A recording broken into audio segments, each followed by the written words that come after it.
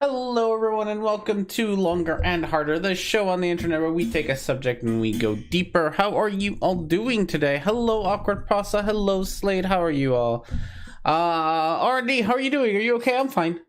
I'm fine. I thought about streaming yesterday so that I could at least report that I'm fine. Everything's fine. I'm good. Everything was a thing, but I'm fine. I'm perfectly healthy and okay. Like that's yeah. So if you were wondering, yes, I am alive. I was a little tuckered out. Yes, more than a little tuckered. I was very tuckered out yesterday. It's still my I guess I should give context. Context is always important. So, yes, welcome everyone. I hope you all are having yourselves a wonderful Sunday.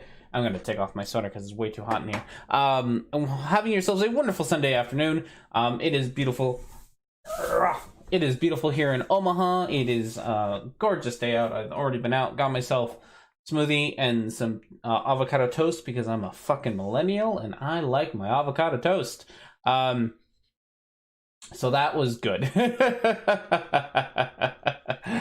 Glad to see I haven't committed suicide by cop yet. I know, I got dangerously close to cops. I probably shouldn't get so close to cops, but it was worth it, probably. I don't know. As you can see, I'm a wreck in general. God, I need, like, my hair. I need a haircut. Everything's a mess. So, yes, context for things. In general, welcome. We're going to try to have a normal show, but I doubt it'll be normal because I'm sure we'll talk about current events far more than we will talk about whatever nonsense we choose to talk about. So, yes, welcome. On Friday, today's Sunday, Friday, I went out and was participating in the Omaha protest on 72nd and Dodge here in Omaha, lovely Omaha, Nebraska. It was a very peaceful protest when I arrived. And then it went to shit, so, you know, correlation there. When I arrived, it was very peaceful. It was, streets were open, and we took over a corner. I shouldn't even say take over, because we weren't, like, we were on the streets.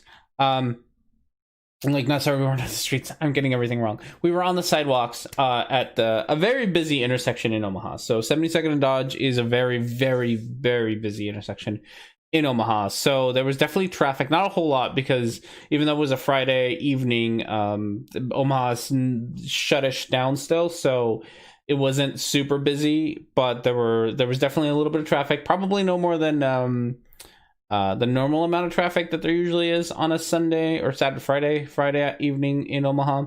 So there was definitely some traffic, but people were being very good and hanging around staying on the sidewalks. There were signs, there was, music and general protesty things. At some point, I want to say at around 7:30ish, the cops blocked off the street, so they blocked off traffic from going into this corner.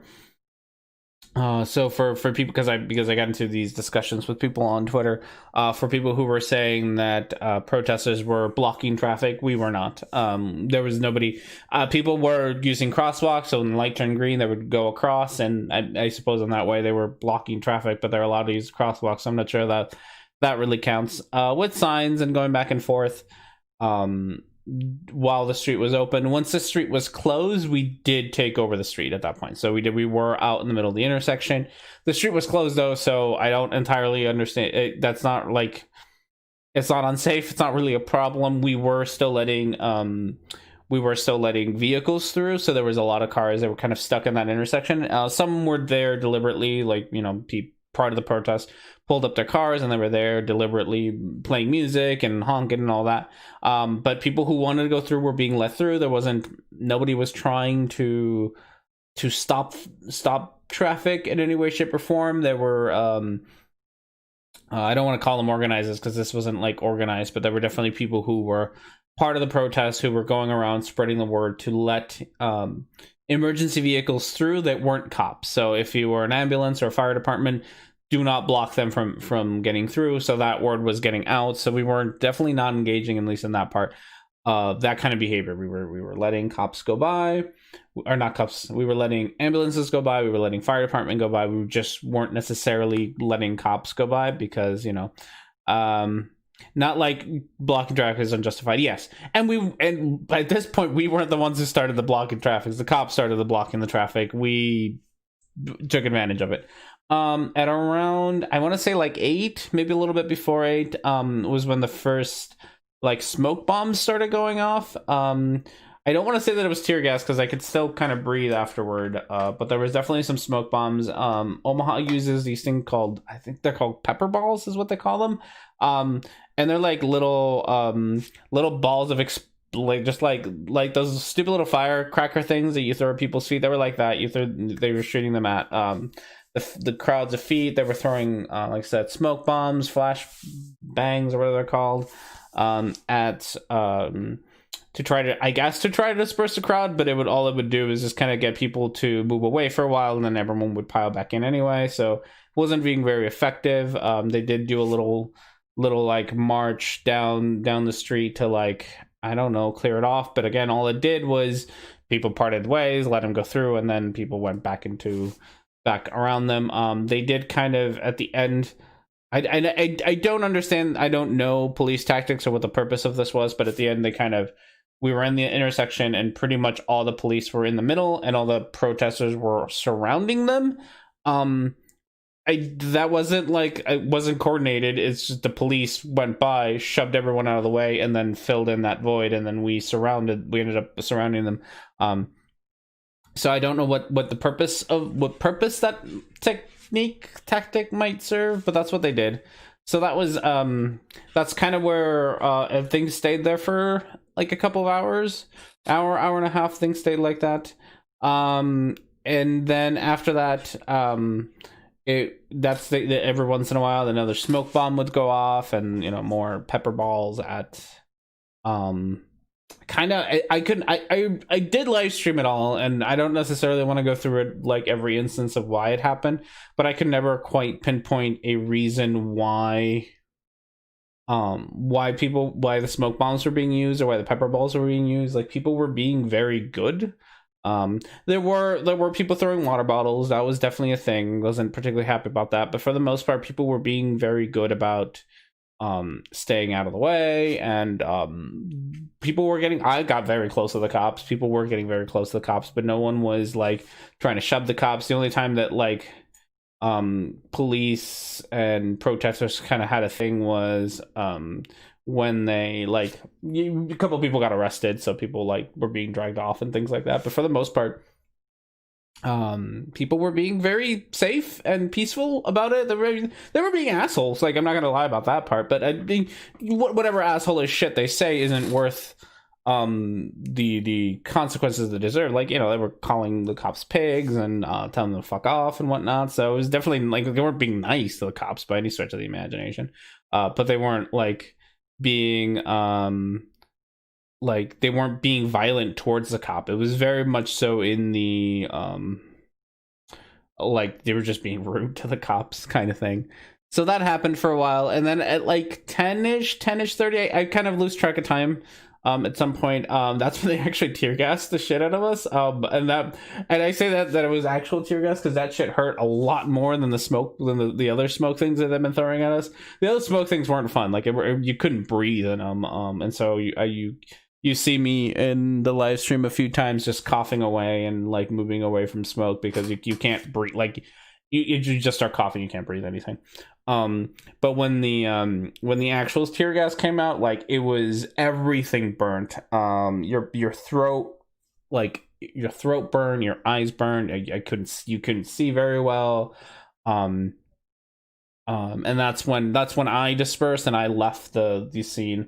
And after that is where everything went to shit in Omaha. It was after that like, that's when like shit started catching up. Like, people started lighting shit on fire, and windows were being broken, and like the actual rioting started was after the tear gas. So it's definitely, to me at least, from being there, is definitely a like, probably shouldn't have tear gassed us, and probably people wouldn't have been pissed enough to go and do all the rioting and whatnot.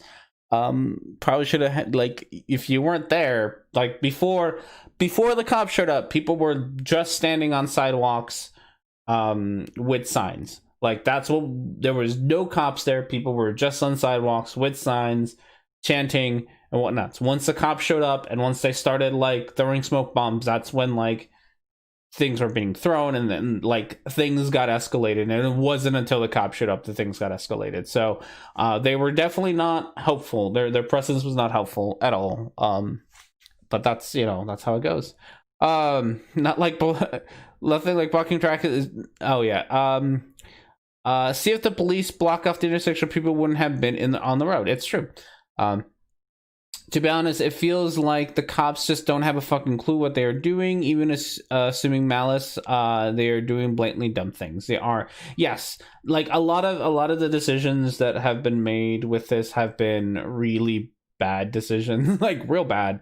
But I feel like a lot of it, just a lot of these protests would remain peaceful, would remain very, very peaceful. Um, if the cops just didn't fucking show up, like just don't show up, or if you're gonna show up, just don't be shooting shit. And like we knew, news got around real quick when like cops showed up, and I don't think they, maybe, I don't know, like they showed up, and they showed up in like full riot gear, like right off the bat, like right when they got there, they got out, like they got out of their vans or whatever with gas masks, with all their gear, and like the word spread right away, like they're already showing up with this stuff on, and so it already, like when they showed up, tensions got much higher. Like the moment the police showed up, everyone got real tense, and everyone got ready for like the shit that was gonna go down. Like it just took their presence to escalate things. Like, okay, shit's gonna happen now because the police are here. So that was definitely an attitude that we had. So that was what police presence did, really. Hey, Micro, how are you doing? I feel like it's a combo of that and the fact that they're trained to be soldiers instead of police. Yeah, I don't think they're really trained to de-escalate things. There was really no de-escalation of anything. Their form of de-escalation is to shoot at you, with like canisters and shit, like smoke bombs and like, and these things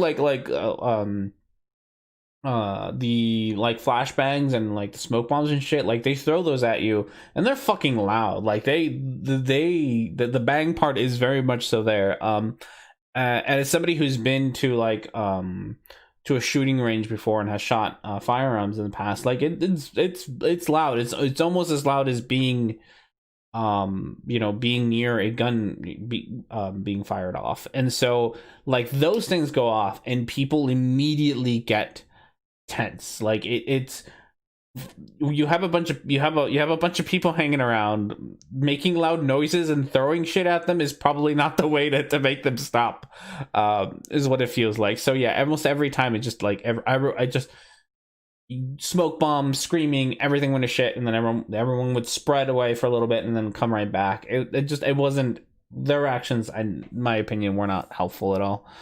The thing is, if they were trained soldiers, things like don't attack the press and media or something, they should really understand. Yes, it's true. The cops' actions make it look like they're wanting to do this shit because they're bored. Yeah, shutting down police brutality with more police brutality. It's true. They legit behave the way they do in video games. I have partially checked out off. Yeah, so it was just the best de-escalation escalation. I did not think the Space Force would be the relevant that quickly. It's true. Yeah, it was definitely, it was an experience. Like I'd been to protests before. I've done that kind of activism before. I went on strike when I was a teacher in Wisconsin. I went on strike and did the protest. We took over the Madison the Capitol building. We took it over. Entirely peaceful. Nothing happened. We just crap ton of teachers protesting and whatnot. I've never been tear gassed before, so that was a new experience. That was not a lot of fun. Do not recommend. 0 out of 10. Do not try. It's not fun. The whole situation was very, very tense. People did get maced. My wife was out there helping people who were being maced. We brought some, baking soda and water mixture and spray bottles. So she was helping people with that. She was carrying around a jug of milk and helping people wash their faces. She was carrying around water bottles. So she was doing that part. I was, people were being maced. Yes, no. And you can see, you probably don't recognize her, but my wife, I during the live stream, if you watch it, if you want to go back and watch it or whatever, during that live stream, I would step away every like half an hour or so, and I'd go back a little bit. And that was mostly to check up on my wife to see how she was doing, because she was sitting a little bit further back, but she was out there helping people a couple of people got maced.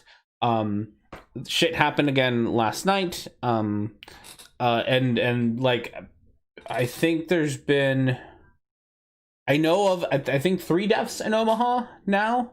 I don't know. I know one of them is related to protests.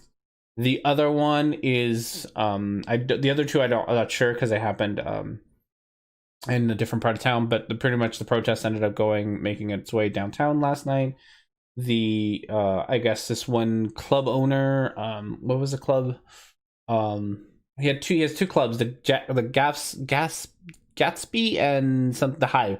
The Hive and the Gatsby, those are the two clubs that he owns. I guess was out in front of his club, one of them, defending it from N-words, as he said it himself. And so he ended up killing a teenager, if I was reading that story right. So a teenage boy, he killed him, shot him, because he was protecting his property. So things escalated in downtown Omaha real quick last night. They started earlier yesterday. I think it started around 4 or 5 p.m. Protest started again 72nd and Dodge, and then it moved downtown. And there was fires and windows broken, shots fired. So it got real crazy real quick. I didn't make it last night. Don't know if I should or shouldn't, but I wasn't there. So we'll see what happens tonight. Maybe I'll go out tonight, maybe I won't. I don't know. I haven't quite decided. Things are getting rather dangerous in Omaha, obviously, because people are actually getting killed now. And that's quite a bit scarier. Like tear gas is not fun. But that's dealable with. Like that wasn't too bad. Cops are making arrests. Cops are actually shots are being fired. And like things aren't going well. So overall, and the cops still have the same attitude of like, we're just here to keep the peace. We want all the peaceful protesters to have an opportunity to have their words, to people to hear out their words, but we're still going to show up and start, shooting them with pepper balls and smoke bombs. And so that was like the statement that they did. Hello, Mage Pecha, how are you? So yeah, that's been my weekend. I hope all of you have had weekends. It's just yeah, so it's been an intense weekend. I've been keeping up with the news and whatnot. I know that other places have it way worse than Omaha does. I heard, I don't know if it burnt down, but I know that the Iowa state capitol was on fire yesterday. There's been definitely a lot of buildings. You are the only non-mod.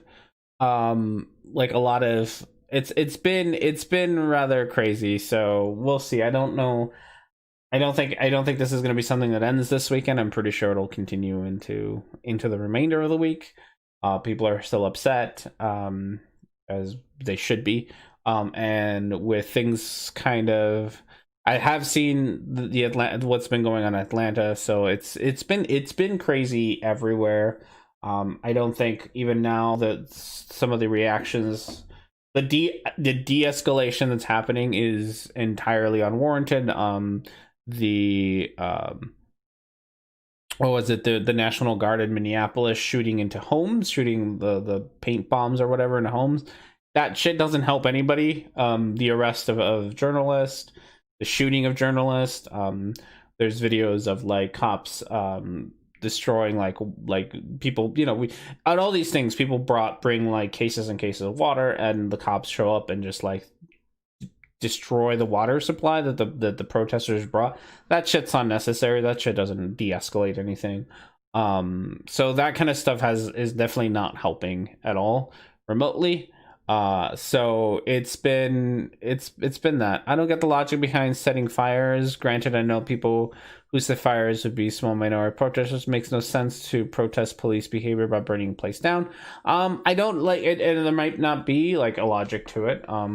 I don't know if protesting is something that is something that's logical, or that it serves a purpose besides showing your anger. I don't know. It's some of it I do understand. Some of the buildings that have been burnt down are things like what was that, some market in, was it Atlanta, some market in the South, some market that is that was the building where pretty much slaves were traded back during slavery days. That the building is still standing. Well, not, I don't think it is anymore. Like that kind of does have that does have symbolic power to burn that down, because it is a symbol, it is a symbol of, you know, the just, not just the discrimination, but, you know, it's a symbol of slavery. So like that makes sense, logically makes sense. I don't know, but does it send a message of what is going on? Yeah. Didn't some barbershops get burned? I haven't heard of barbershops. I haven't seen of a lot of small businesses getting attacked. There are definitely, and I'm not necessarily like, this isn't something I do regularly, so I'm not like the best source of information, but there are definitely sources where people are sharing like, here are all the small businesses in your protest area, leave them alone. The ones that I've seen have gotten it the worst are like big corporate buildings, so like Target, Walgreens, Arby's, CNN, shit like that, have been the ones that at least have I've seen the most of. There's definitely been an effort to inform protesters these are buildings that are owned by either black individuals, black families, or these are small businesses. Leave them alone. So that information is out there. You know, so the ones that I've seen have Target doesn't care, yeah, and we'll get to that in a sec. But yeah, so the businesses that I've seen at least have actually had like real lots of damage have been like Chase, Target, Arby's, shit like that. As Micro has pointed out, Target doesn't care. Target has already put out their statement and been like, yeah, that's fine. Like whatever, like it's a building, it'll get replaced. The CNN like building that was like, and they weren't really looted, I guess, because they're a fucking news station, but they had like graffiti on their sign and shit. They painted it over the next day. A lot of these like big corporations and stuff, they have insurances, like they'll be fine. Like like they don't care, like it's not gonna hurt their pocketbook. I'm sure Target's statement about not caring is probably going to do them bring them in more profit than they will lose on the 2 or 3 Targets that got their shit stolen. I'm like they'll do better at the end because of that, because of statements like that. I definitely don't fuck with small businesses. Most small businesses, some of them are owned by racist assholes, at which point I care a little bit less.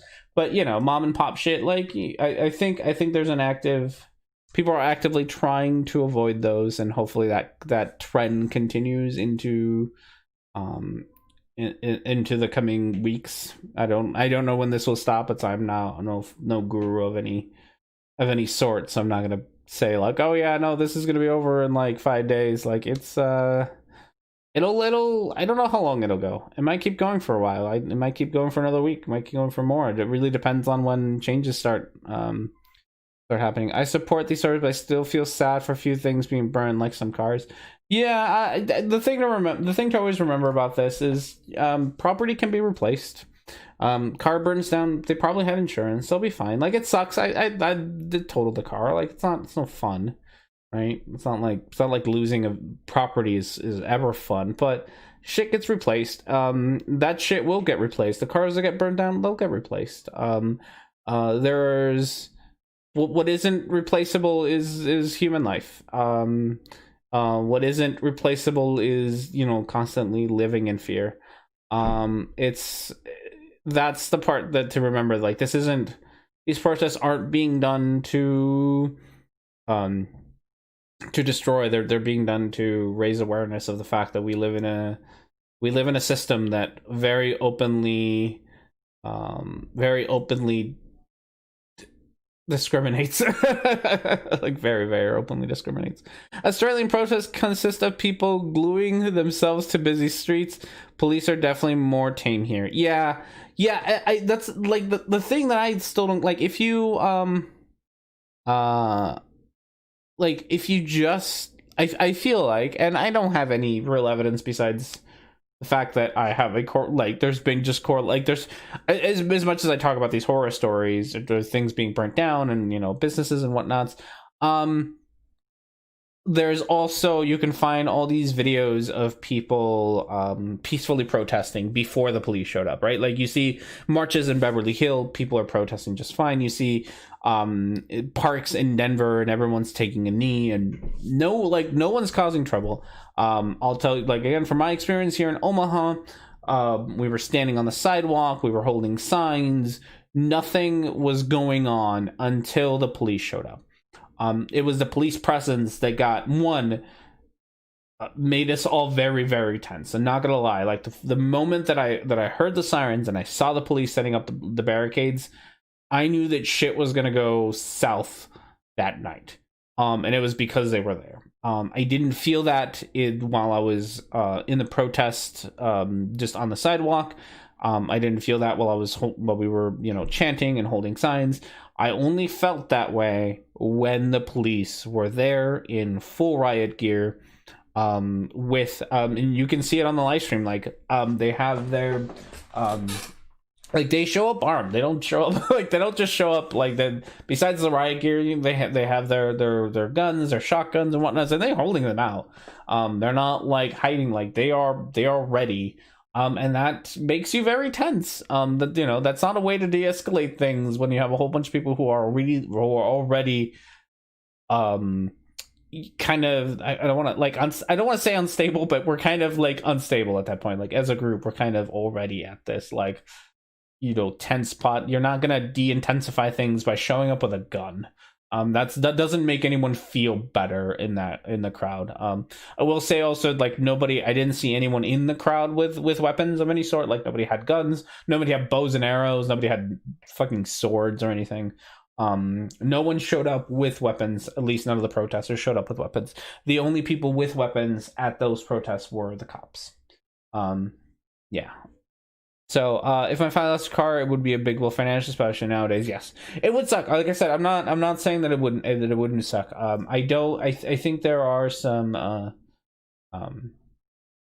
I think there's like some relief things happening to help people out with I don't know if necessarily cars, but so far the only cars that I've seen destroyed are like the asshole who showed up with bow and arrows and started shooting protesters, like that kind of thing. Like his car got destroyed, but he also showed up with bow and arrow and started shooting people. So I don't feel bad for you at that. Like you showed up and started trying to cause trouble, and you got trouble at the end of it. That's kind of your own fault at that point. I knew if there was also ICE agents in Omaha, it would probably carry something to prove their citizenship. I don't know if I didn't see ICE agents. I only saw OPD. I think Lincoln Police were here as well. Lincoln is the only other city in Nebraska. So there was Lincoln Police, and there was I think that some of the other littler, like the little cities have police departments. So Ralston. So it was mostly police. I didn't see any ICE. I didn't see anybody whose uniforms I didn't recognize. So that was it. Can we just acknowledge that the level of insane needs to go? We need to go to know what is going to attack protesters with a fucking sharp bow. It's true. That is kind of insane. What is the end goal? I know many people want to replace the police. Bernie Sanders had a good criminal justice reform on his website. More discussion in more agencies. Come at me. I have a short for. I have not a longbow. I have a regular recurve. I don't know, maybe I'll take that to the next protest. Don't take weapons to protest. Don't listen to R&D.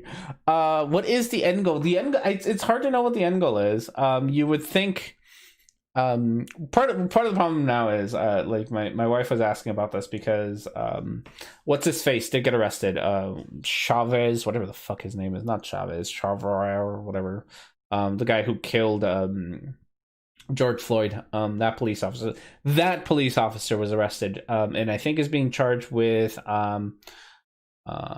third-degree murder, which is kind of like which is not a good. That's the annoying part, is that like that's not a good. That's not good enough.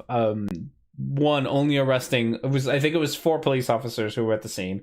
3 of them who were restraining George Floyd, 1 who stood around and did absolutely nothing but look like a dumbass.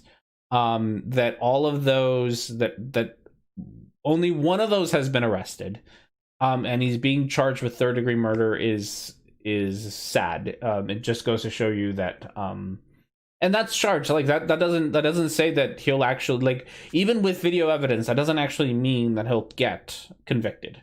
And all of, like, that's not good enough. It's just not good enough at all. Like, that's, they killed somebody for at most ripping off a store for $20. I think that was like the I don't remember, like, I keep hearing different versions, like he might have written it by check, or he had like a potentially a fake $20 bill. So at most a store lost like $20 worth of money. And so it's not worth, a human life for that. And I think all 4 of those officers should, especially the 3, should be charged, and the 4th should lose his job. The one who was standing around doing nothing. I'm so glad his wife dropped him. Yeah,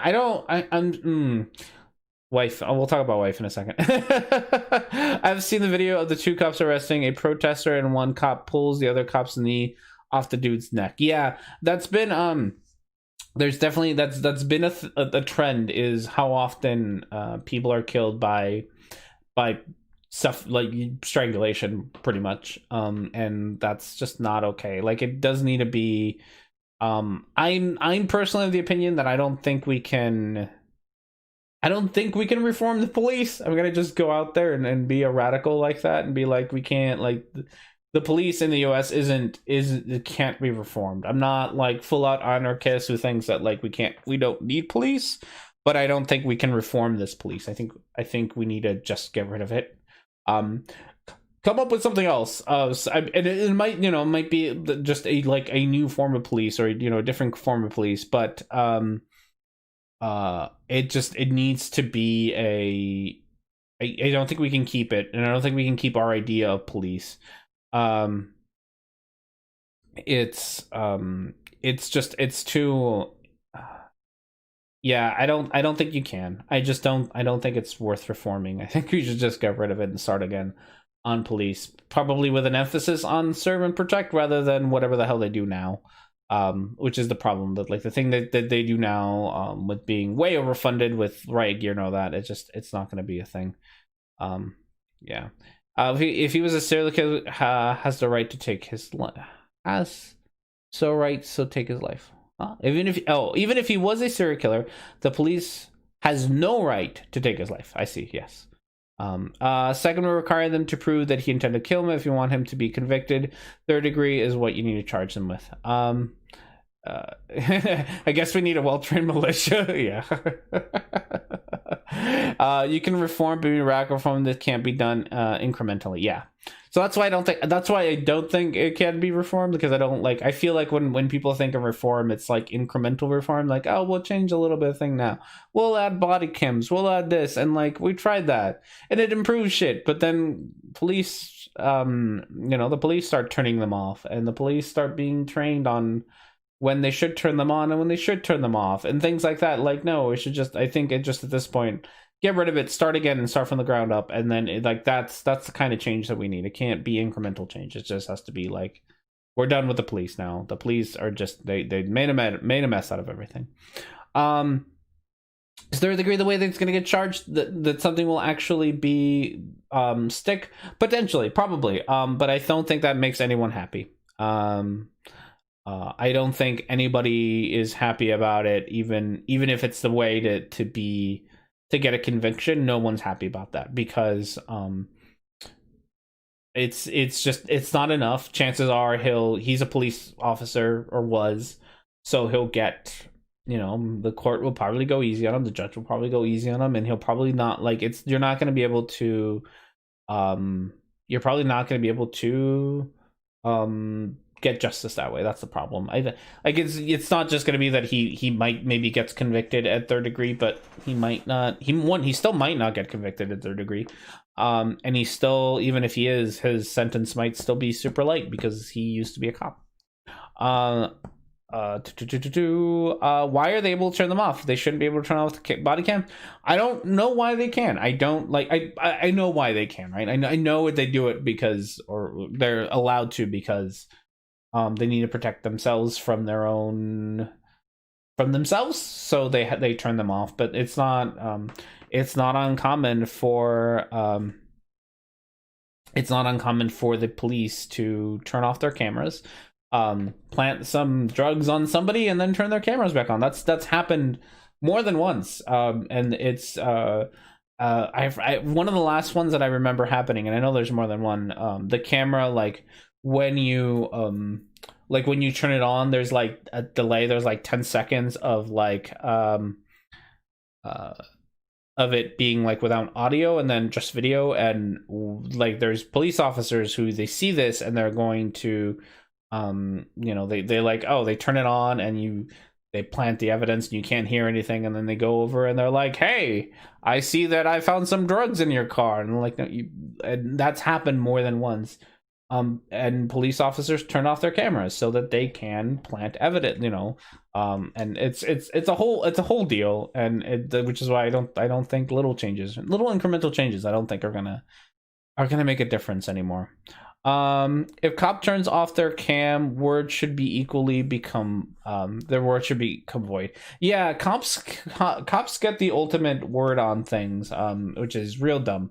What they say happened is what happened according to judges and lawyers and whatnots. As somebody who's had to deal with the law far more times than I want to, that's how it always goes. My English is my English right now is screwing up. Everyone's English is a mess.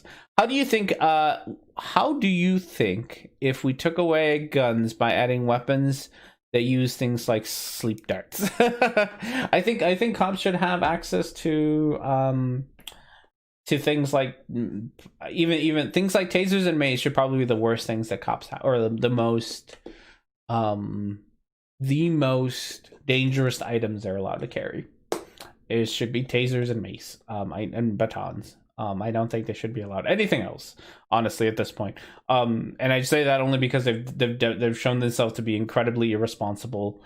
They've shown themselves to be incredibly irresponsible even with tasers and mace, so even that might be too much. But they are definitely way too irresponsible with guns. Like, they have shown they do not know how to use guns.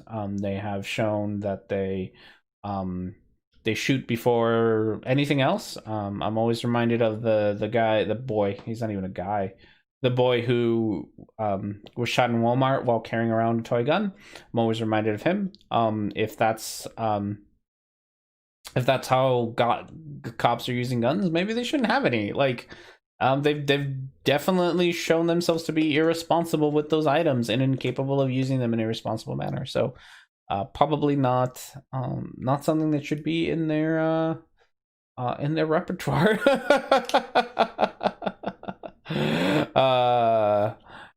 Sleep darts are lethal if you get dosage wrong, or shoot more than one dart. Which, knowing cops, they would shoot more than one dart. They're not even good at shooting once with a gun. I can't imagine they'd be any better with shooting with sleep darts. So yeah, the problem is the police trained has the worst part of American gun culture. Yeah.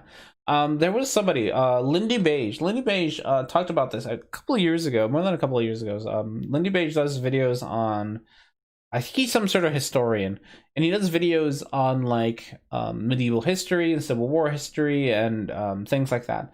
And he did a video on training for accuracy, like for gun accuracy, and how one of the things that would happen a lot, and this isn't like he knew, but what would happen a lot during things like war, Civil War in particular, or just when we used to have war that was like two armies meet each other and shoot at each other, is that soldiers missed a whole lot. Like they just missed. Like they just kind of shot in the general direction of the crowd, but not aimed at anybody, which makes sense because I can't imagine how awful it would be to like look down a barrel of a gun and actually aim at somebody to kill them, and how the mental distress that would cause.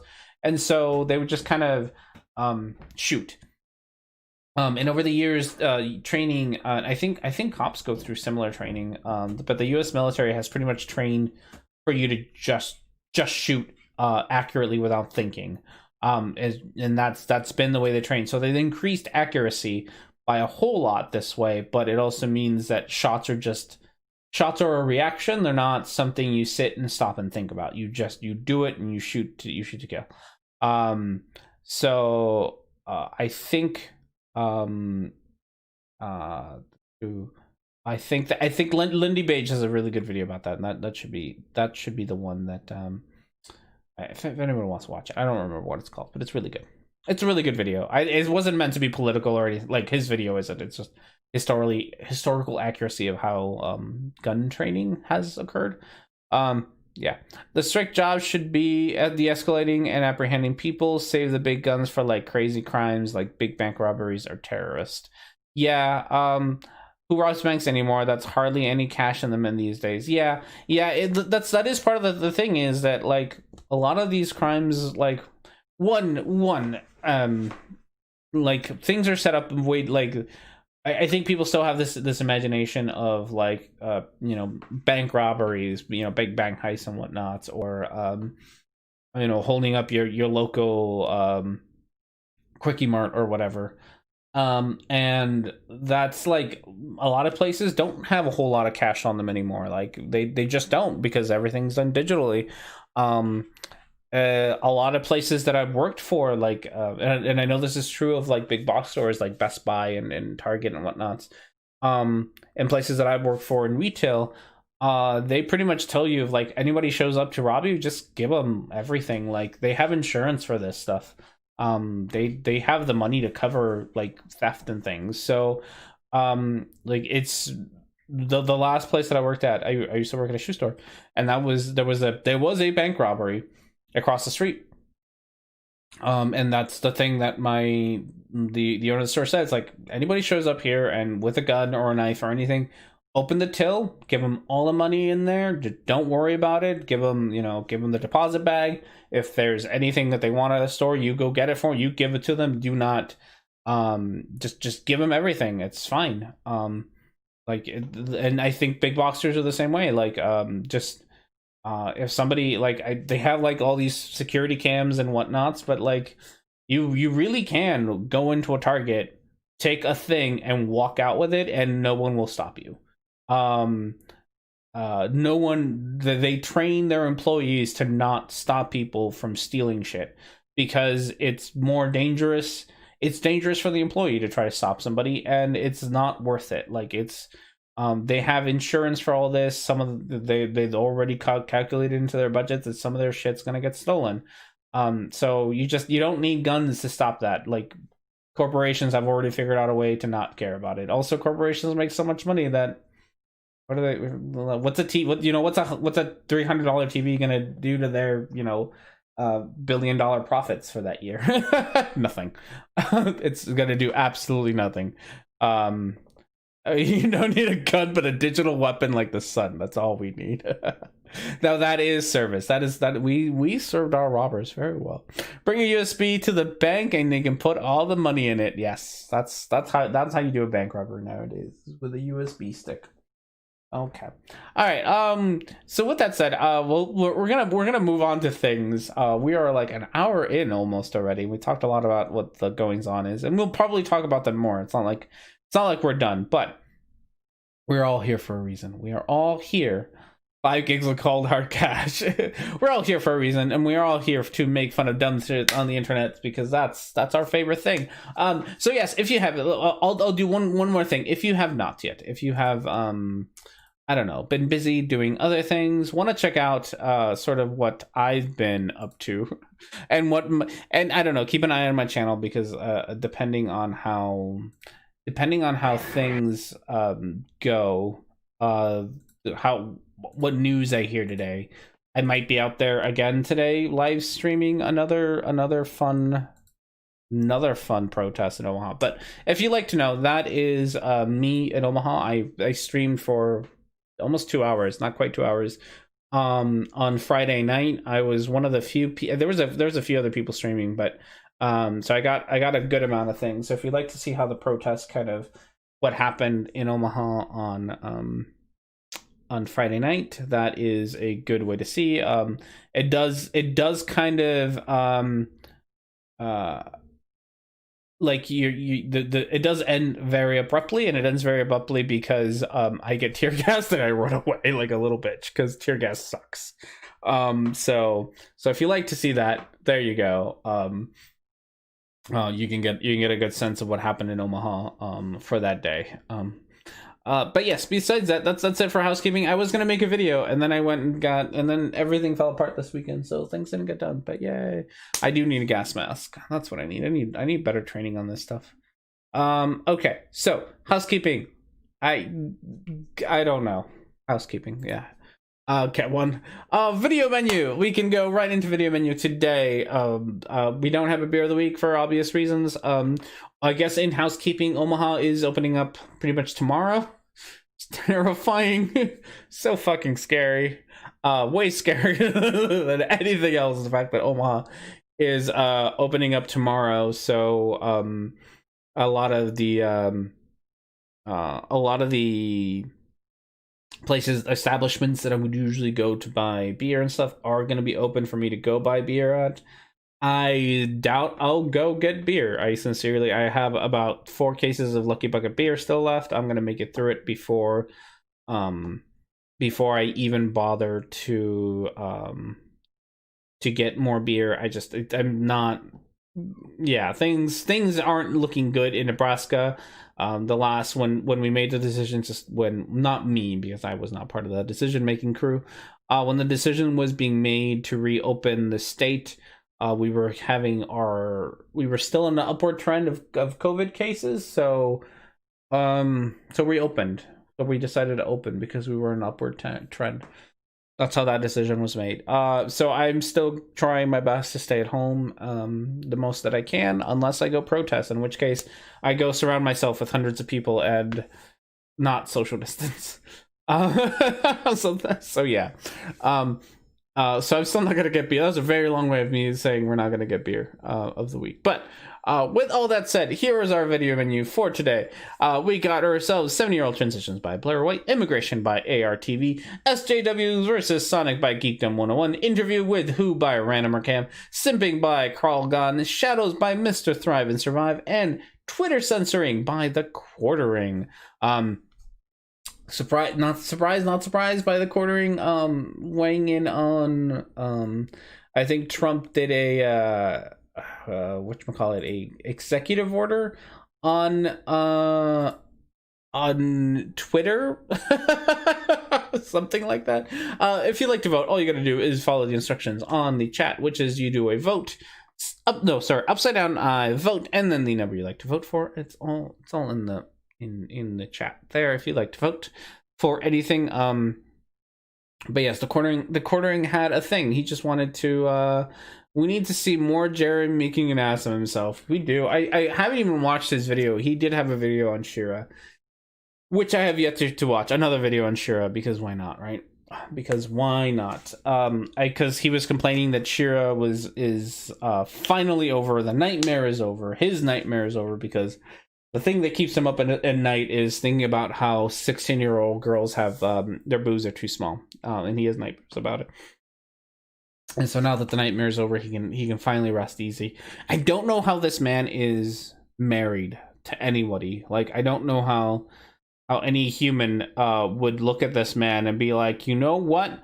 That is someone I regularly want to sleep next to. I don't get it. It's not about looks. It's about, like, somebody sees this man once a day at minimum and talks to them about what they did that day, and Jeremy sits there and complains about how a 16-year-old cartoon character, that her boobs are too small, and then this person still is like, yeah, I'm gonna sleep in the same bed as you.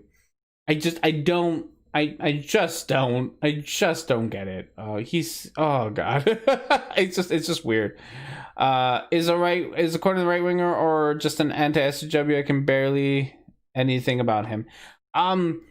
I don't know what the quartering is. To be fair, I don't know if the quartering knows what the quartering is. I don't think you can put a label on the quartering. The quartering is a reactionary. A reactionary is probably it. He's just a reactionary. Like he's gonna go out there and he's gonna go get easily offended, and he does take very, very right-wing stances about everything. So he's just gonna go out there. He's gonna find a reason. He's gonna go find a reason to be upset, and then he's gonna spew right-wing talking points when he gets upset. It's mostly it. So he's definitely one of those. He's most famous for, hilariously enough, about complaining that cartoon girls' boobs are too small. That's what he's really famous for, which is great. He's also had a couple of funny tweets about how back in when the Super Bowl happened in whatever, like 5 years ago, that who did it? Shakira and Jennifer Lopez, that they were he sat there and complained that they were being too sexy. So real adult women he finds are too sexualized, and young cartoon girls he thinks aren't sexualized enough. So that's Jeremy in a nutshell, I think. I think that's probably the best way to describe Jeremy is adult women are too sexy, cartoon girls are not sexy enough. I know people call him Nazi, which too feels a little strong, but I'm willing to hear that side. I don't know if I have enough evidence to call him a Nazi. I will say that he defends Nazis a lot.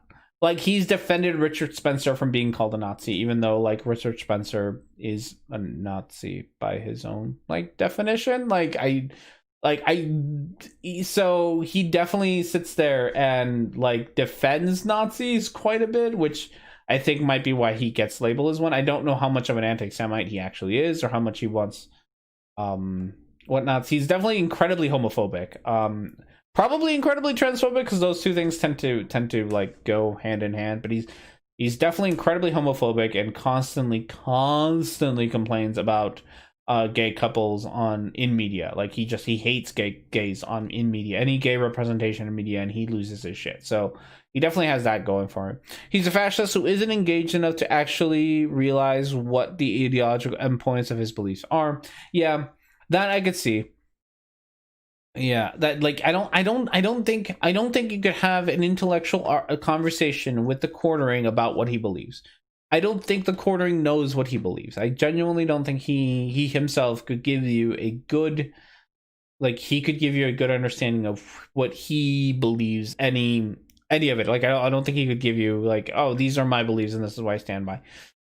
They change day by day. Like, they'll change depending on what outrageous thing he can complain about at the moment.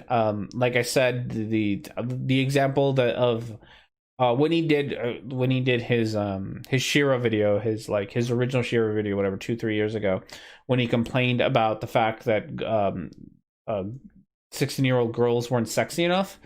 One of his complaints was, like, in that video was like, oh, we're getting rid of femininity in popular culture, and what are boys growing up now going to have to look forward to in girls later on, if we're not going to have, if they're not sexualized or whatever.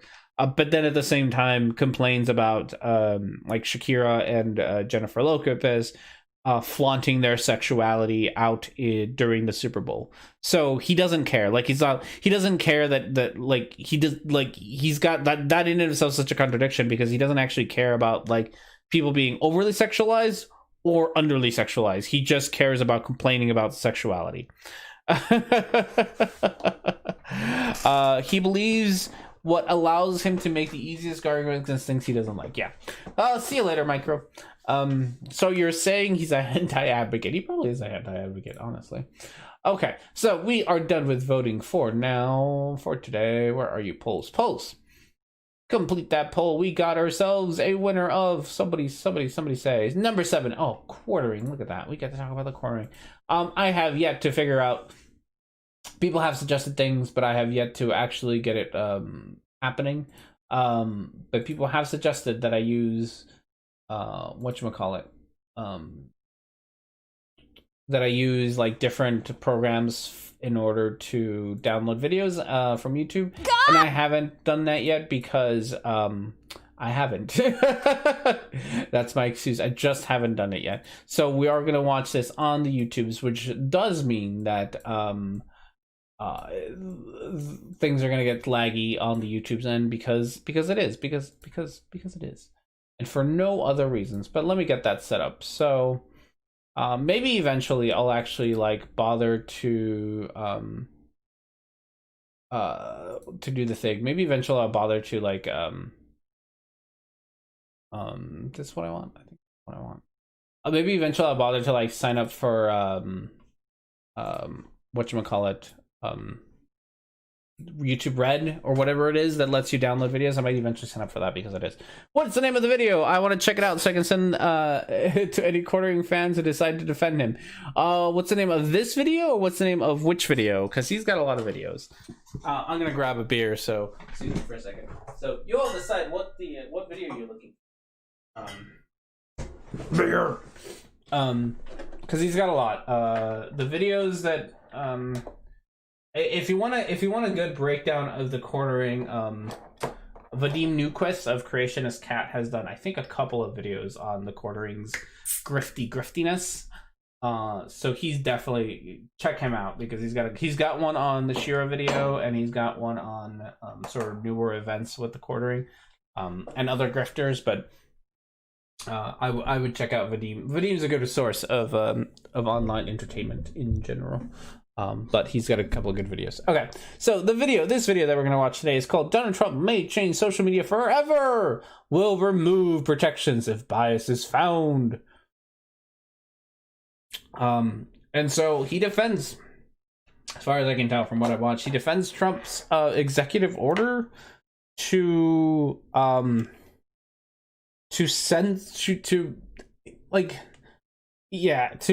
regulate, that's the word, to regulate social media, which is hilarious for somebody who pretends to care about free speech, that he is okay with extra regulations on social media. So that's great. The worst thing about right-wing grifters is I feel like they would be able to do a better grift. They probably should do a better grift. Okay, here we go. And this is just some dumb Naruto meme nonsense because he's a fucking weeaboo. Not that I'm not a weeaboo, but he's a worse weeaboo than I am, so I'm gonna make fun of him for it. Yeah, I'm sure that the quartering and his fans think this is hilarious and like super great high level quality memes stuff here.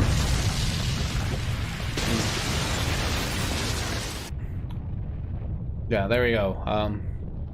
Trump has destroyed Silicon Valley with his executive order. I also don't think the quartering knows what an executive order is, which is probably part of the problem we have with the quartering. I don't think he understands that they're not like laws. And they, for the most part, don't necessarily do much.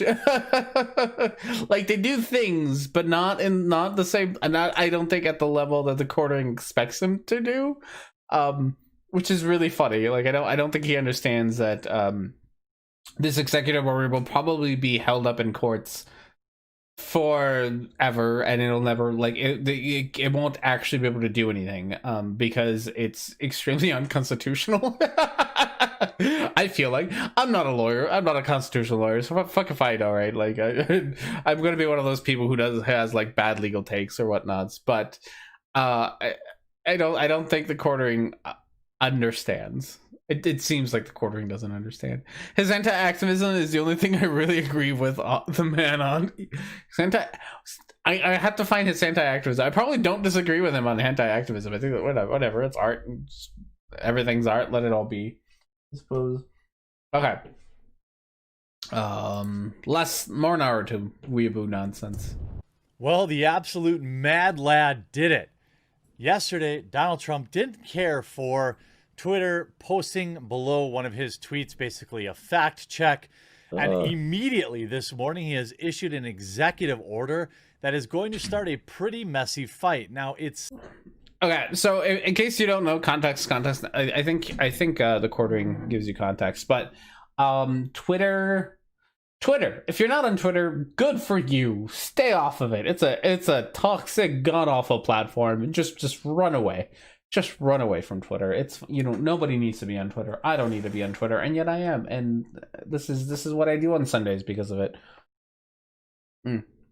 So Twitter has terms of services, as do a lot of other platforms, as does Facebook, as does YouTube, as does anyone else, really. Instagram, everybody has terms of services, right? And those terms of services are pretty much in the whatever. Instagram's like you can't have nudity, or Tumblr's the same way. You can't have female nipples, whatever the fuck that means.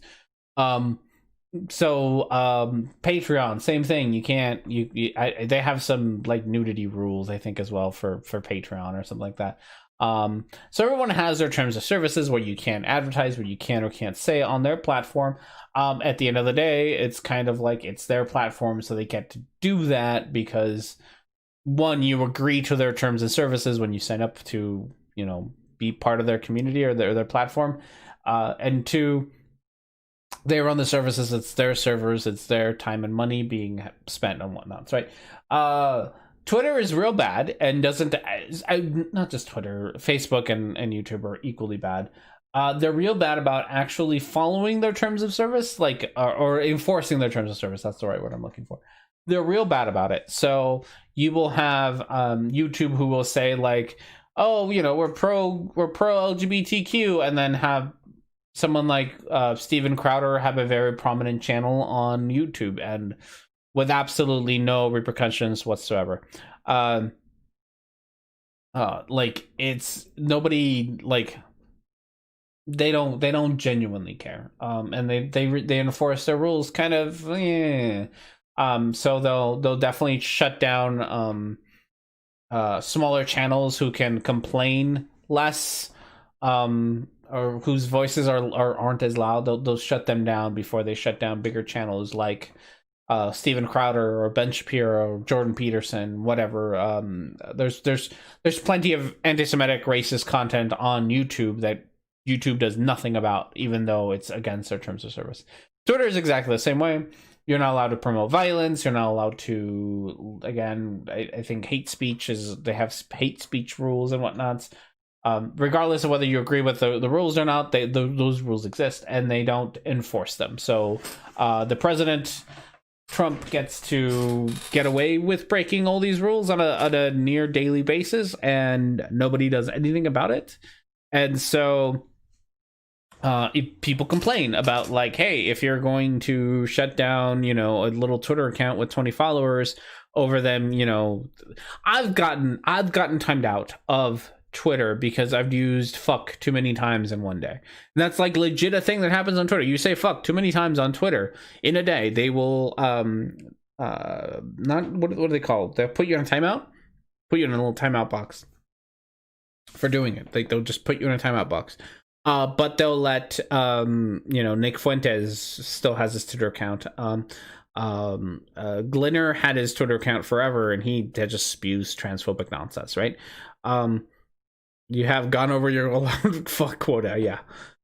So that's how a lot of these platforms operate, and Trump breaks the rules all the time, and he was allowed to break the rules again. But Twitter actually did a thing where they were like, they acknowledged the fact that they let the president break the rules, and they put a little stamp saying, hey, you broke the rules, just so you all know this is against our rules. We're still gonna leave it up and not actually do anything about it, but it's against the rules. So this is what sparked the great joy that is the regulation of Twitter now. Centered around Section 230. And what is Section 230?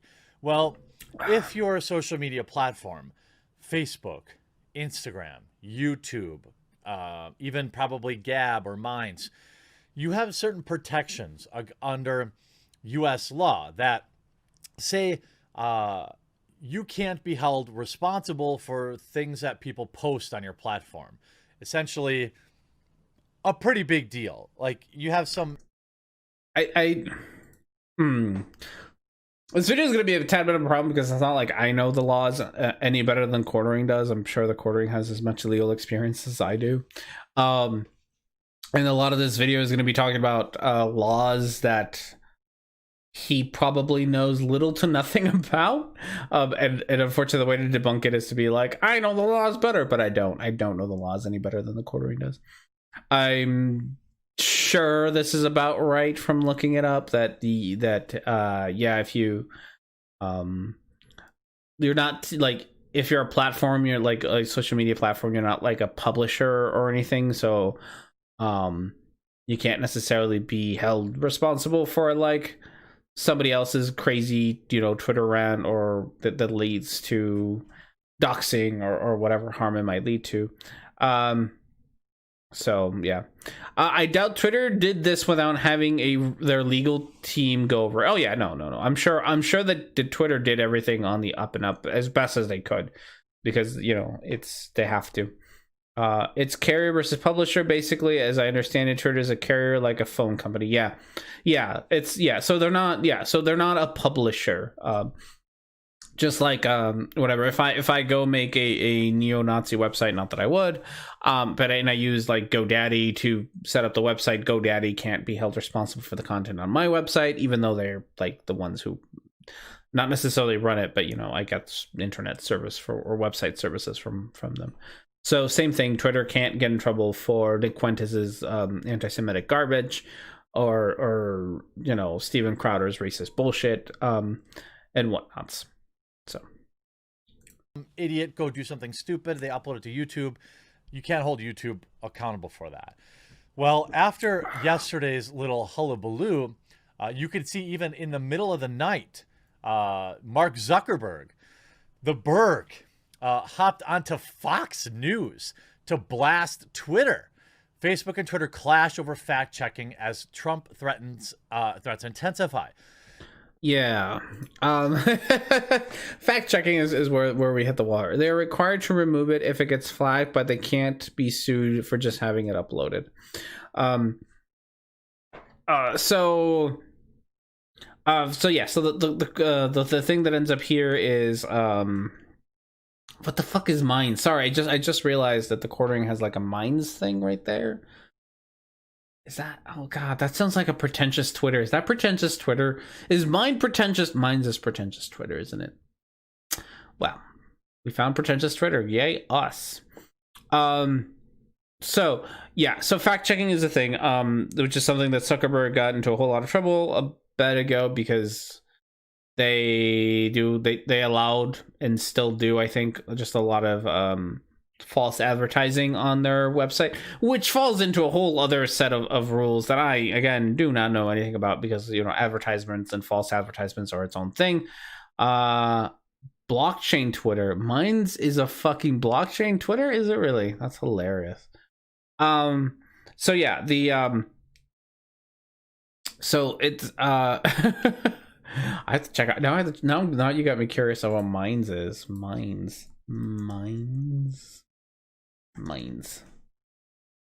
Minds.com. Take back control of your social media. Oh no, it's endorsed by Joe Rogan. Oh, it's featured on Joe Rogan and Fox News. And is that the Independent? And Reuters? NPR. Fuck you, NPR. Don't support this shit. Oh no. A place to have open conversations and bring people together, free your mind, and get paid for creating content, driving traffic, and referring friends. Oh no.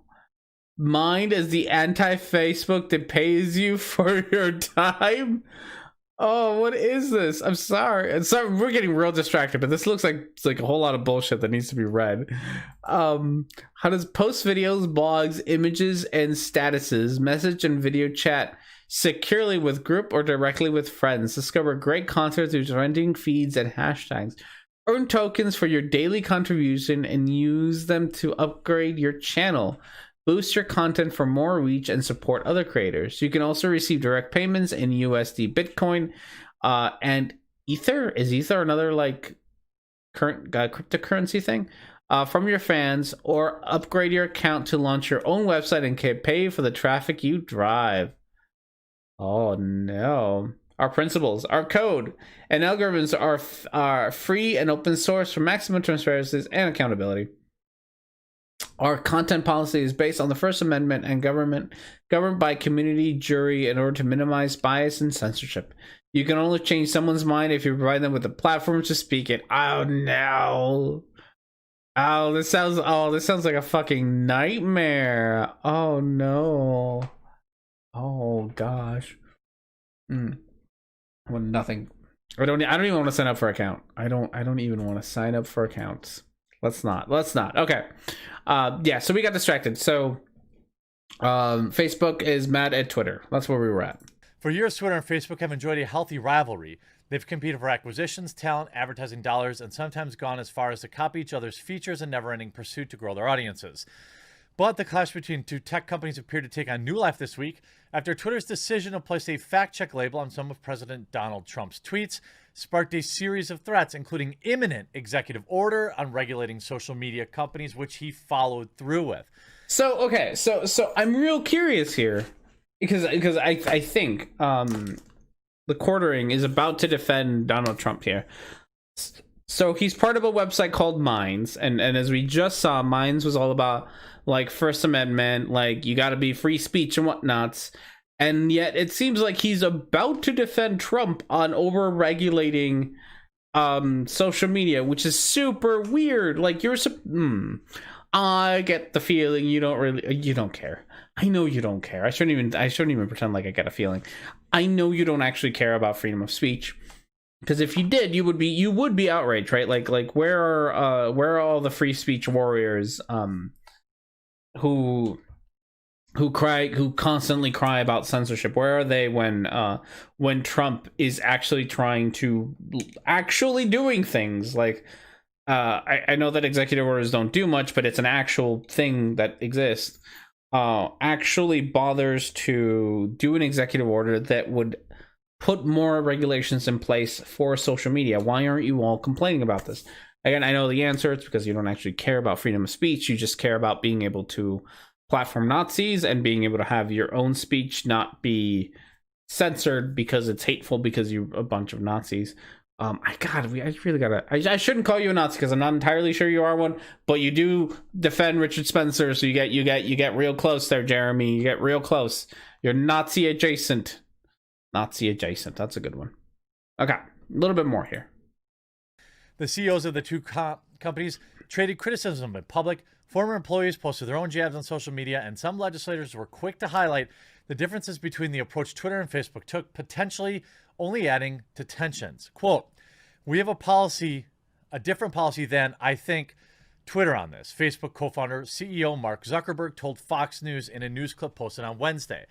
"I just believe strongly that Facebook shouldn't be the arbiter of truth and everything that people say online." Whoa!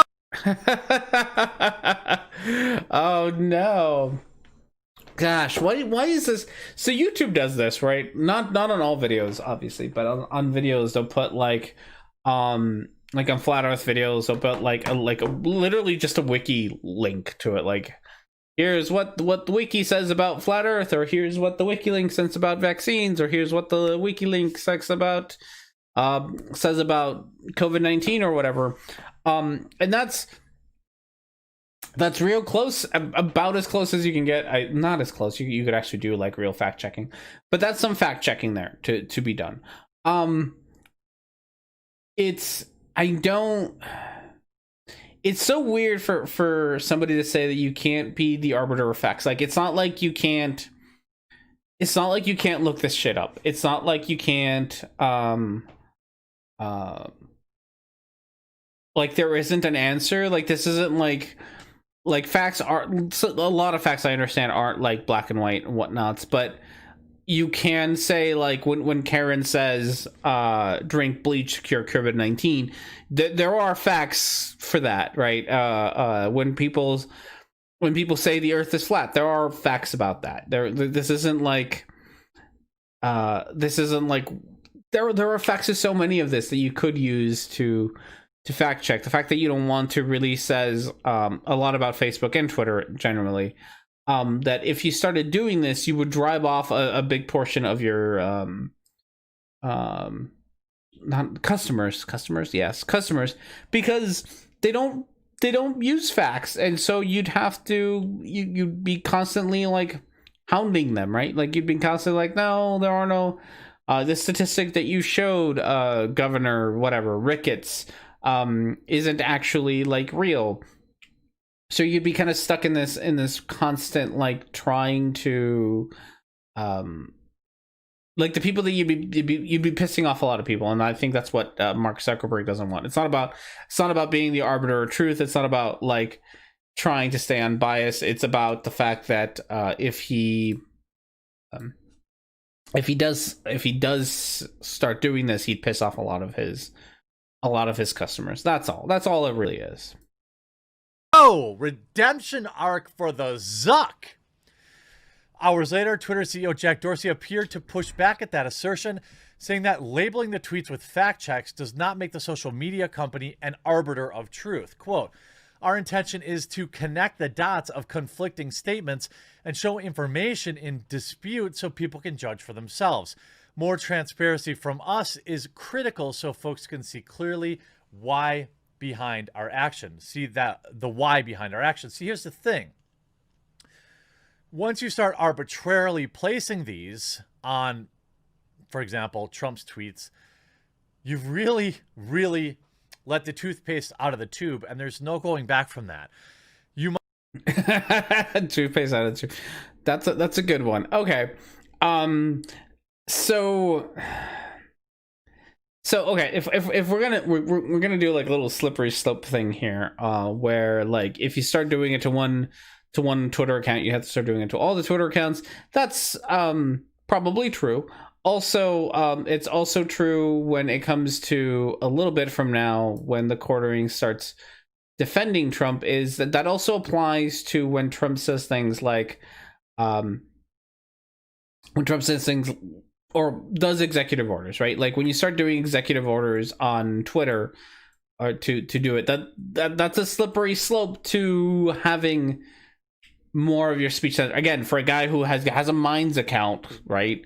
It's really funny that you are okay with like, oh, we got to stop Twitter from doing this. Like that opens up a whole tube of toothpaste, whatever the fuck you said, tube of toothpaste.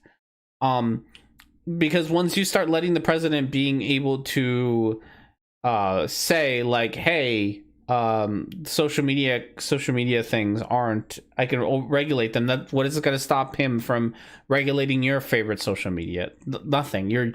The argument that you are going to defend is, sorry, the argument that you're making can be used against yourself because you didn't think about it, because grifter.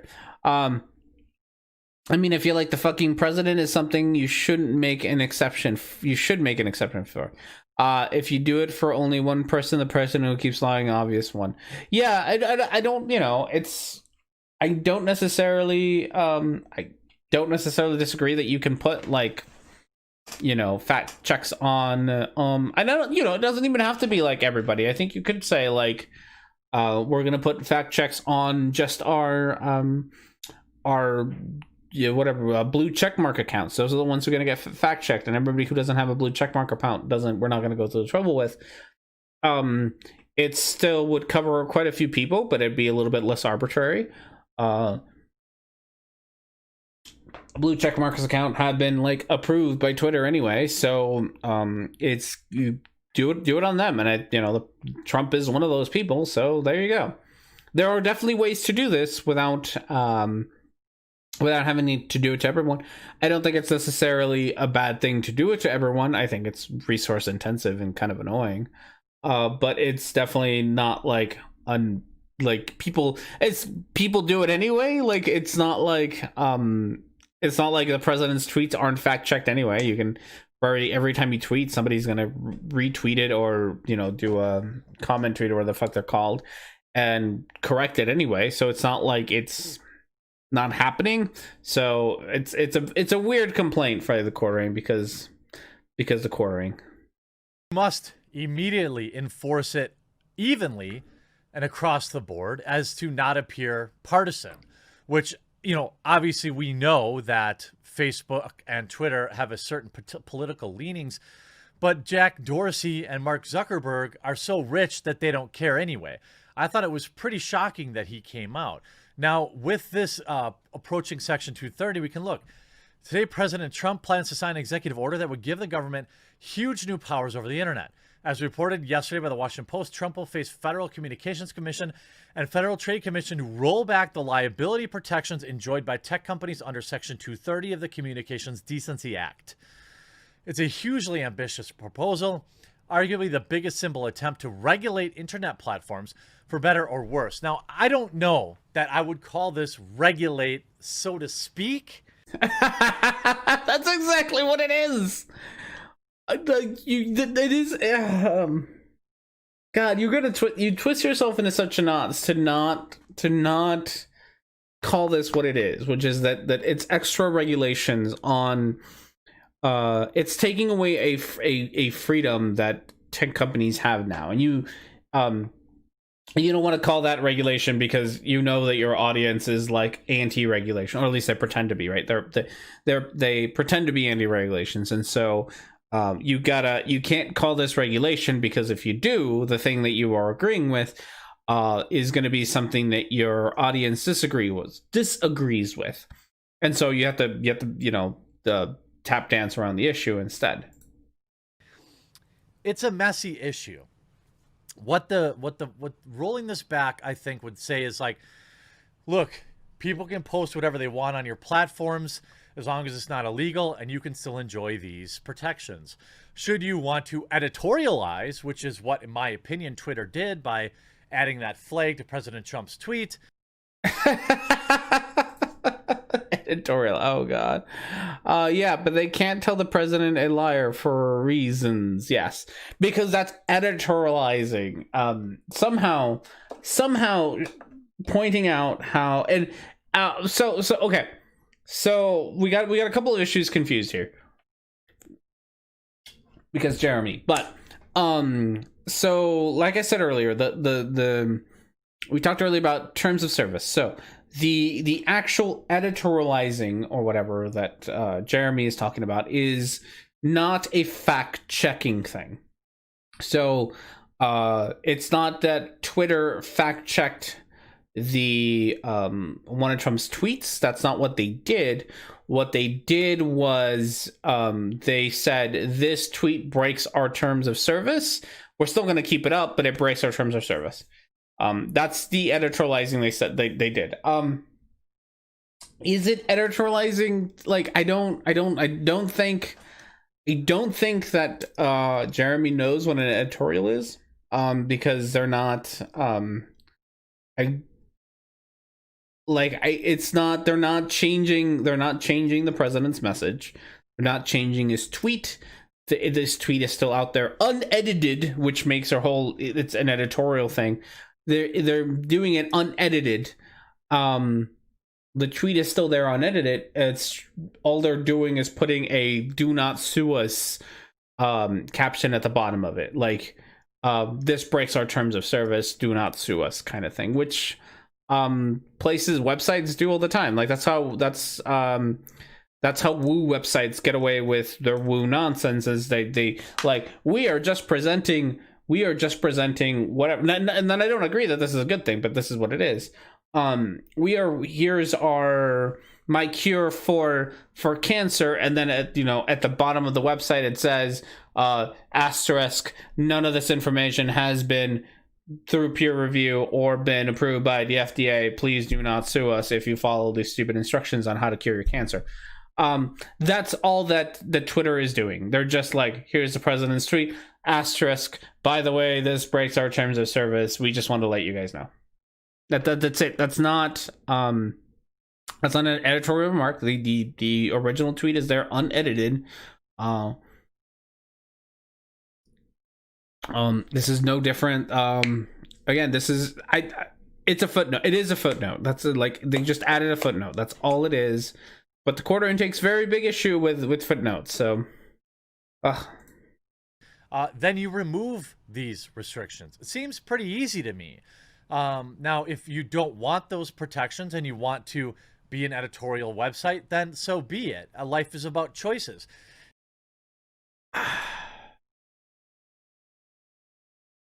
Life is about again. This is. I love how quickly people like Jeremy go from being anti-regulation to just being like, regulate the shit out of this website. I do love that. This is pretty much more or less gets into the go to a different bakery. Like, if they don't want to bake you a cake, go to a different bakery argument. Like, that's all we're getting at. Like, you don't have to go to this bakery without understanding. Go to another restaurant. Go sit on another bus, Rosa Parks. You have choices, kind of deal. So Jeremy is just going to go down that line of reasoning, which is not really surprising that he would. The same people that are always like, private company, they can do what they want, sure don't like this. Now do they? They try to say it's attacking free speech. What? No, it isn't. It's protecting it. And look, places like Twitter and Facebook have... Okay. Jeremy, how is... I really want to know, how is attacking the president attacking a private company? Let's call it an attack.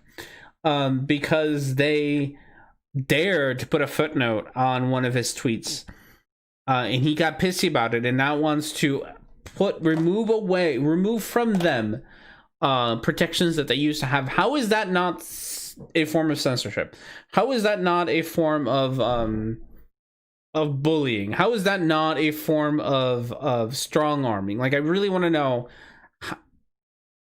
I'm not even that big of a free speech guy. Like, but it really goes to show you that all of your free speech buddies they're not really about free speech, right? They genuinely really are just about being able to say whatever the fuck they want to, but not giving that same right to anyone else to be able to just say whatever they want. Become the new public square. And I don't think that it's a good idea that either one of these platforms be censoring either side of a particular argument. Getting involved at all with things like shadow banning and things like that is absurd. And to lose your protections, I don't care. Now, does that automatically mean that this is going to be a good thing? Does this automatically mean that it's going to roll out exactly like, it should, or that we think it would? No, it probably won't. Sometimes called the most important law on the internet, Section 230 exempts companies from the most liability for speech on the platform and gives them broad discretion in how they moderate speech. In concrete terms, it means you can't sue Twitter for banning or not banning a particular account, although lots of people have tried. Today's... Okay, well, we got a kind of a loose interpretation there, so we'll take it. Wrong-wingers are hypocritical around free speech. They certainly are. Like, that is one of the... There really is very little care about free speech when it comes to right-wingers. They'll talk about it all they want until they get they're the ones on the end of having their free speech taken away. The best example really is, and I'm not sure if free speech was kind of used as a thing here, but the best example of this kind of hypocrisy is the cake situation. The cake situation with, like, whatever was it, 10 years ago, whenever the hell, in Oregon, that a gay couple sued a bakery for not wanting to bake their wedding cake, which was a gay cake, I guess. That's a weird thing to say. And that all the right wingers were like, oh no, freedom, something. If you don't want the cake, if you don't, go to a different bakery and whatnot. And then go back to whatever, 2 weeks ago, 3 weeks ago, and 4 weeks ago, when right wingers were out in droves protesting that companies were refusing to serve them because they weren't wearing masks. Same fucking principle applies, but they didn't care, right? At this point, they're like, no, my freedom was being infringed upon because something is different now than it was before, something cakes. So it just isn't. Like last night. What happened last night? I didn't know what happened last night. I was on Twitter, but I didn't follow. Did someone get banned? Did someone get super banned? It's about whether or not the people they don't like are getting hurt. It's true. That's true. To be honest, as long as people say they get blocked more, they will make infinite ults and not care. It's true. That is true. Oh, you were Silent Chaos. Were you blocked?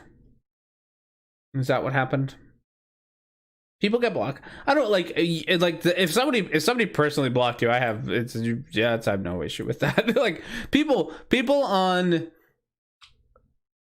Twitter, Facebook, whatever. It's like it in a lot of ways it's like a public square, and if somebody oh, kind heathen, yeah. Oh, okay, sorry. All the things I'm remembering this stuff now. Yes. I'm getting there. I'm just it's been a long week. Yes, conversation. Yes. It's definitely one of those things that I don't think you like. It is like a public square. If you don't want to talk to anyone on the internet, don't fucking talk to, like, you don't have to. Block whoever you want for whatever reason you want to.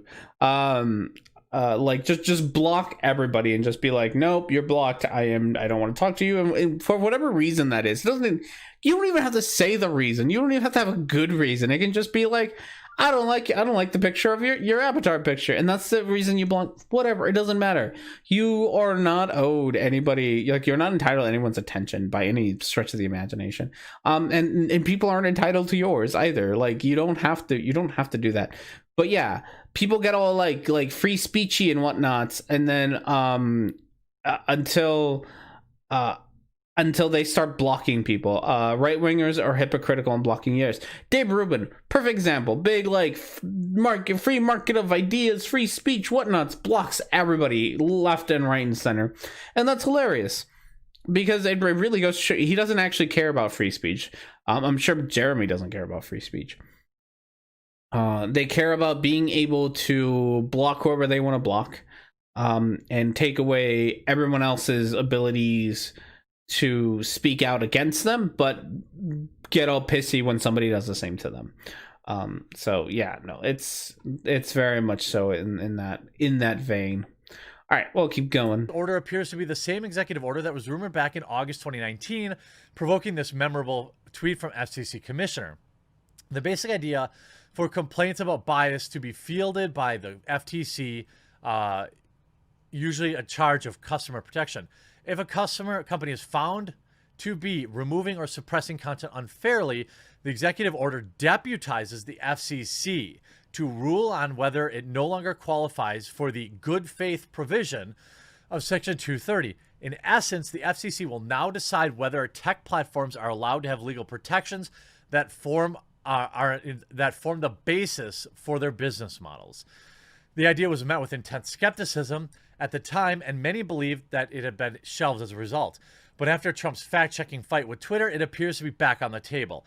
A leaked draft of the order is circulating, and it lays on the basis of how and why companies should have their 230 provisions revoked, and how the FCC should litigate that process. Section 230 has been... So I just to stop him from talking too much. So a lot of this sounds like, again, more of that bullying. Like this sounds a whole lot like if you are, you can have your right to, or freedom to not get, I don't know, that's a weird way to put it too. You cannot get sued. You can have that protection. There we go. You can have the protection to not get sued as long as you're nice to the president. As soon as you're mean to the president, at that point we're gonna take away this protection away.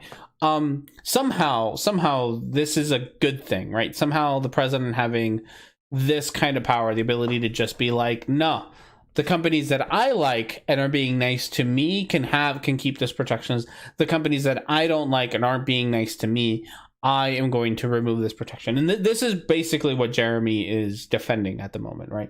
He's going to try to make it sound like it's some sort of a moral or legal imperative that this is okay. But that's basically what Jeremy is defending. He is defending the president being able to say, you, Facebook, are not allowed to fact check me, and if you do, I'm going to take away your protections. Sounds a lot like honestly, if this was the 1920s, which sometimes it feels like, this would be no different than like, hey, that's a real nice website you got there. Be a shame if it something were to happen to it. Kind of mentality. Like, it very much so rings of like mob bossy bullying kind of shit, where and Jeremy's okay with it because of course he is. That we're just going to be like, yeah, no, we're cool with you, with the president, excuse me, the president deciding who or who doesn't get these protections. Controversial for years now, and many in Congress see rolling it back as the best option for reining in tech companies, but doing so without Congress and tasking an increasingly hands-off FCC with a monumental task of litigating would be a major change in the role of government in everyday business of the internet. I don't see it that way. Look, if you aren't censoring people, bias, using bias, political bias, censor people, then you have nothing to worry about. Also, does this extend to personal websites, comment sections? This is a messy issue where that needs to be explored, and it needs to be very specific. I would rather these companies, stop being morons and just, didn't do this stuff. Here's a draft. Didn't do what stuff? Almost like these right-wing grifters are authoritarian. I know, right? It's almost like they're authoritarian. Like, I don't understand what this is, like, what problem this is supposed to stop. I know what problem it's supposed to stop, but I don't understand what the bigger problem is. Like, the problem that it's supposed to stop, according to President and Jeremy, is that right-wingers and not, and I don't want to, I don't want to two sides this, because this is definitely not a two sides issue. Because there are definitely left-winging people who have absolutely kooky ass ideas, right? There are definitely left wings who have, essential oils and their own, snake oils and chakras and genuinely like dangerous ideas that float around on the internet. It's not like they don't, right? And it's not like we shouldn't be fact checking those. It's not like we shouldn't be saying, hey, maybe don't shine sunlight into your butt to cure cancer like Gwyneth Paltrow tells you to. It's not like they don't. However, when you look at, like, I think right now is a perfect example. When you look at like pandemic stuff, who are the biggest? Which side of the aisle is the one that is pushing the COVID-19 isn't that dangerous thing? Like, who's the side that's doing that? It's not left, right? It's not them who are saying, hey, this is fake. Hey, this is a Chinese hoax. Hey, this isn't dangerous. That isn't the side that's doing that. When it comes to so many of these issues, it's not like there's a very clear side that does a lot more of the lying. I'm not even be gentle about that. There's one side that does a whole lot more of the lying than the other. And it's that side that's the one that's bitching about the fact that if we have things like fact checking by Twitter or Facebook, or if we have, or if Twitter were to follow its own terms of services, that they would be disproportionately affected, right? Because if you write if Twitter writes terms of service and says, hey, you can't spread hate speech, it's not going to be the left side that's going to have the most amount of losses. They're not going to be the ones who get banned the most. They're not going to be the ones who get their accounts terminated the most.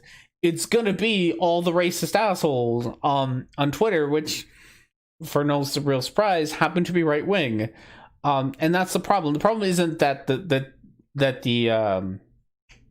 if you were to make these rules, that they would be enforced. They wouldn't be enforced evenly. Is that if you enforce them evenly, there is going to be one side that gets disproportionately affected by them more than the other, and that side is the side that Jeremy's on. If you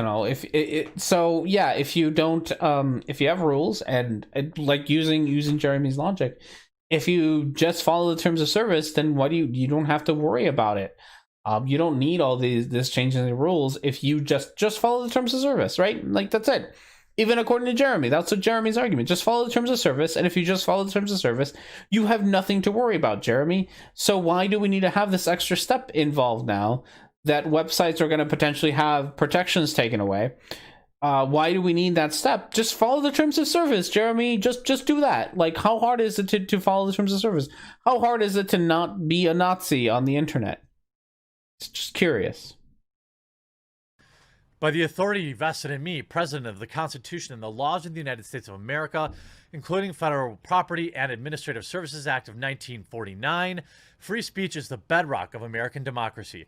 Our founding fathers protected this as a sacred right with the First Amendment to the Constitution, underscoring that freedom to express and debate ideas is the foundation for all of our rights as a free people. Okay. Of course, we're going to contradict this in just a second, but if that really is what you want to do, right? You really want to do free speech, that's fine. Then don't take away a platform's protection about. You're making it harder for a platform now by following this executive order. By following this executive order, you're making it harder for platforms to be able to have the free speech that you care so much about. Trump, I guess he wrote it, or I don't know, someone else did it. Like, if that's really what you care about, then you shouldn't be removing these protections. You should be, one, maybe putting in more protections in place rather than removing them. But at this point, you have a very clear. I mean, it's very clear why you dislike it. What did you miss? Jeremy just defending the removal of free speech protections, but he's a free speech advocate, so it's okay. The emergence of growth of online platforms in recent years raises important questions about applying ideals of the First Amendment to modern communications technology. Today, many Americans follow the news, stay in touch with friends and family, and share their views on current events through social media and other online platforms. As a result, these platforms function in a ways as a 21st century equivalent of the public square. I don't disagree with this. Yes, you do. Yes, you do. I'm gonna get annoyed. You do actually disagree with this, Jeremy. You 100% disagree with this. Otherwise, you would be speaking out against this executive order. If you agreed with the statement, the first statement of this executive order, you would disagree with the rest of it, because the rest of it is about removing protections for tech companies to be able to continue to do, be all sorts of free speechy places. You are fighting to have those things removed. So you clearly don't actually care about. You clearly don't actually agree. You want to pretend like you agree because it sounds nice. Because it sounds like the way that it's worded, it makes it seem like it's something that you should agree with, but it's vapid at best. And so you don't actually agree with it. In a country that has long cherished the freedom, as president, I've made my clear commitment to free and open debate on the internet. Such debate is just as important online as it is in universities, our businesses, our newspapers, and our homes. It's essential to sustaining democracy. In a country that has long cherished freedom of expression, we cannot allow a limited number of online platforms to handpick speech that Americans may access and convey online. This practice is fundamentally un-American, anti-democratic. When large, powerful social media companies censor opinions with which they disagree, they exercise a dangerous power. Just follow the terms of services, Jeremy. That was your whole thing, right? Just follow the terms of services. If you follow the terms of service, the terms of services, what do you have to worry about, right? If you just don't say hateful speech, then you don't have anything to worry about. You're worried because you do actually have hateful things to say. Online platforms, however, are engaging in selective censorship that is hurting our national discourse. Tens of thousands of Americans have reported, among other troubling, and I think that's all we. So there were. I don't know if there's studies. There's been studies on this, like, happening pretty much since forever. Like, conservatives have this idea that this pure persecuted minority because, you know, they have, I don't know why, but they feel like there's this persecuted minority. And there's been tons of studies on like free speech and stuff. One of the ones that I remember the most is was it Bush versus Al Gore back in like early 2000s, when everyone was like, oh no, Al Gore was getting like the left-wing media was being really nice to Al Gore and whatnot, and there was actual research showing that Bush got more positive press than Al Gore did. There's studies showing that liberal ideas are more censored at college campuses than our conservative ideas. So it's there is no evidence to show that somehow conservatives are being more censored than anyone else is. They can't stand the fact that they can't say the N-word out loud and not have consequences for them, right? Like they can't stand that idea. No R&D, we are the snowflakes who are trying to censor everyone. We are the snowflakes. It's not at all the fact that it's not the person who is actually trying to regulate free speech that is doing that. It's us. It's always us. Okay, a little bit more, and then it'll be the end of the show for us today. We see here. Whoa. Wow. Calm down, Jeremy. Calm down, Jeremy. At the same time, social media platforms are invoking inconsistent, irrational, and groundless justifications to censor and otherwise punish Americans. Speech here at home, several online platforms are profiting from promoting the aggression and disinformation spread by foreign governments like China. Google, for example, created a search engine for the Chinese Communist Party, which blacklisted searches on human rights, hid data. This is spicy. My commitment to free and open debate on the internet remain as strong as ever. Okay, this is all vapid nonsense, and all just excuses for why, like, I like pretty much. I didn't read it, so I'm going to do a too long didn't read shit. I didn't read it, but I can take a very good guess at what it says. Is that it says I like free speech. Look at all these examples of not free speech that I made up. So there was this the professor at a university who I debated about evolution once and convinced him. That kind of story, right?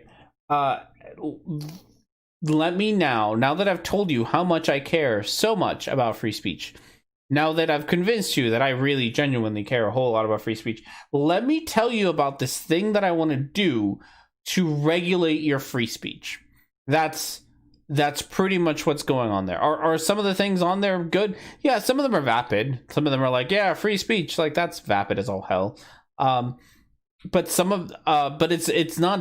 It's done there to cushion the fact that at the end of the day, this executive order is done because exclusively because Twitter decided that they were going to put a footnote at the bottom of one of the president's tweets, and he got upset, and he is using his unnecessary amount of power to try to take away this company's